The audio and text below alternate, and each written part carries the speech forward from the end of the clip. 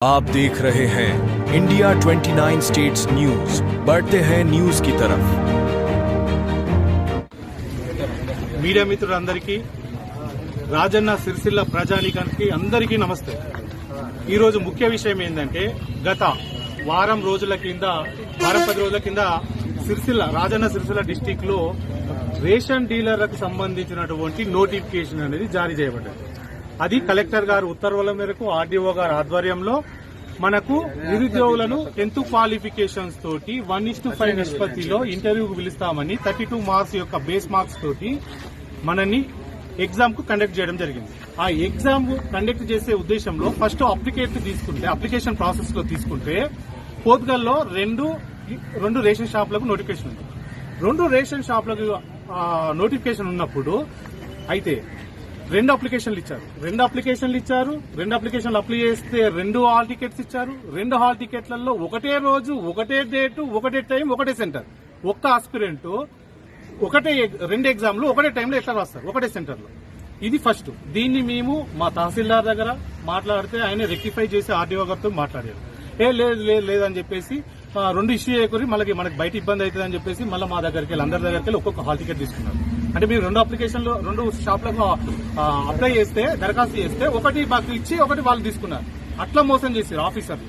అయితే ఇక్కడ నిన్న ఆర్డీఓగా మేము అందరం ఎగ్జామ్ రాసాం। ఒక వైట్ పేపర్ మీద 1, 2, 3 నెంబర్లు వేసి టిక్ పెట్టమన్నారు। ఆ టిక్ అనేది ప్రామాణికం కాదు। ఎవరైనా ఉండి ఆప్షన్ పెట్టకపోతే అక్కడ ఇన్విజిలేటర్ అనేటోడు టిక్ పెట్టే అవకాశం ఉంది, లేకపోతే రైట్ పెట్టిన టిక్ ను కొట్టేసే అవకాశం కూడా ఉంది।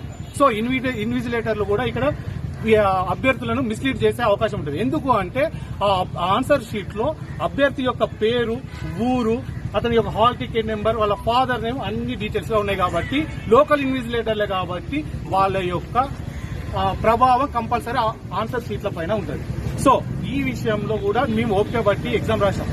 మా కలెక్టర్ గారి మీద నమ్మకంతో నోటిఫికేషన్ వచ్చింది కదా అన్న ఉద్దేశంతో మేము ఎన్నో 15, 20 సంవత్సరాలు అవుతుంది, నా 35 ఏళ్లలో 20 సంవత్సరాలు అవుతుంది ఈ నోటిఫికేషన్ ఎగ్జామ్ రాయబట్టి। కాకపోతే ఎక్కడో ఆశ జాబ్ వస్తానే ఆ ఉద్దేశంతో ఎగ్జామ్ రాయడం జరిగింది। రాసిన తర్వాత 32 బేస్ మార్క్స్ అయితే ఏదైతే ఉందో ఆ బేస్ మార్క్స్ తోటి మీరు ఇంటర్వ్యూకి పిలవాలి। అయితే ఎవరెవరికి 32 పైన వచ్చినాయో ఒక యూనిట్ కి, అంటే ఒక షాప్ ని యూనిట్ గా తీసుకుంటే 5గురిని, ఒక షాప్ కు 5 చొప్పున, విలేజ్ కి షాప్ కు 5 చొప్పున మీరు ఇంటర్వ్యూకి పిలవాలి। అయితే మార్కుల లిస్ట్ అనౌన్స్ చేయలేదు, వాళ్ళ ఇష్టం ఉన్న 5 వ్యక్తులను పిలుచుకున్నారు। ఈ విషయం పైన నాకు డౌట్ వచ్చింది। నేను ఫస్ట్ లిస్ట్ లోనే, నేను పోత్గల్లో టాప్ మార్కులతోటి నేను ఫస్ట్ లిస్ట్ లోనే నాకు ఇంటర్వ్యూ వచ్చింది। అయినా గానీ నిరుద్యోగులు మోసపోవద్దని చెప్పేసి నేను ఆర్డీఓ గారి దగ్గరకు వచ్చిన 5 గంటలకు।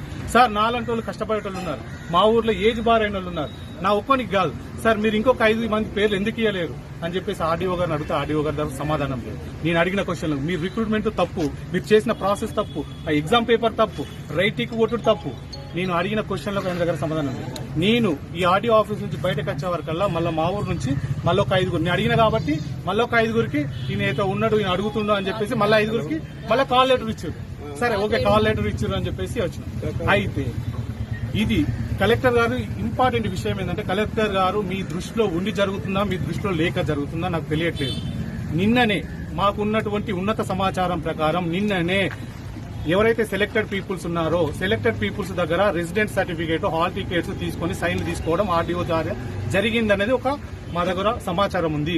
దానికి కావాల్సిన మీకు ప్రూఫ్ కావాలంటే కలెక్టర్ గారు మీకు ప్రత్యక్షంగా వచ్చి నేను మీ క్యాబిన్ లో ఇస్తాను, మీరు కావాలంటే చూస్తా అంటే ఈ పోస్టు కూడా అమ్ముకున్నారనే ఊహాగానంతో మన రాజన్న సిరిసిల్ల డిస్టిక్ చెందినటువంటి ఇన్ఛార్జ్ కాంగ్రెస్ పార్టీ నాయకునికి నేను ఫోన్ చేయడం జరిగింది।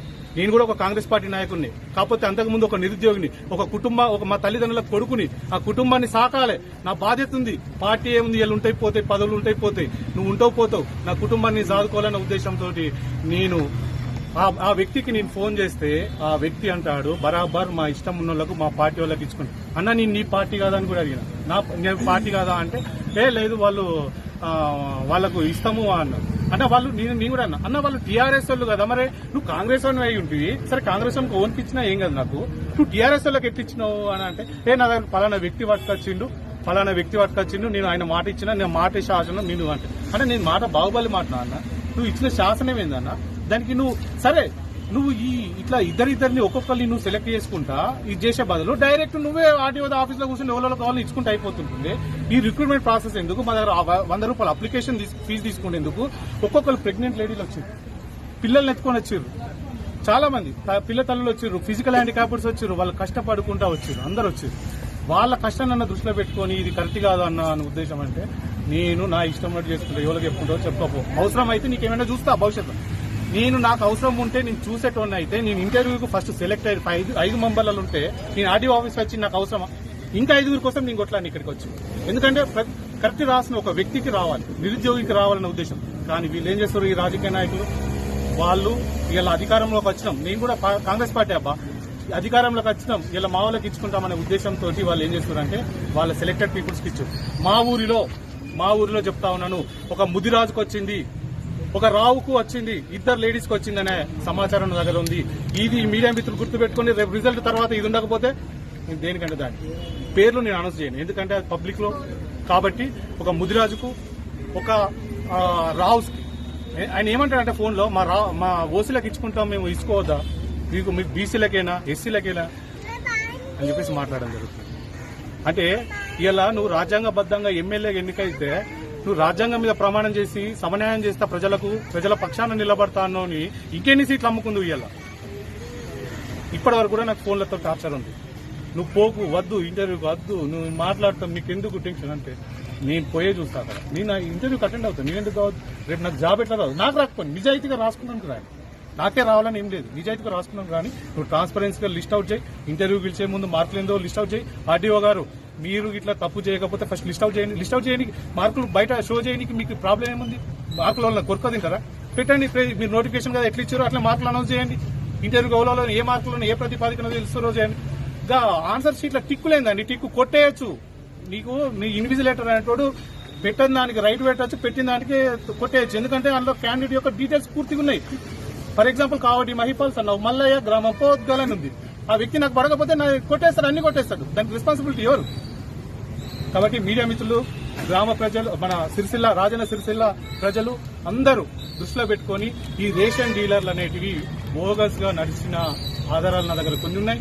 కాబట్టి గౌరవ కలెక్టర్ గారు, అదేవిధంగా సీఎం రేవంత్ రెడ్డి గారు కూడా మీరు ఈ దృష్టి పెట్టండి సార్. ఎందుకంటే మన తెలంగాణ పబ్లిక్ సర్వీస్ కమిషన్ లో టీఆర్ఎస్ ప్రభుత్వం అనేది అవినీతికి పాల్పడదని మనం రోడ్లెక్కి మనం ధర్నాలు చేసినాం.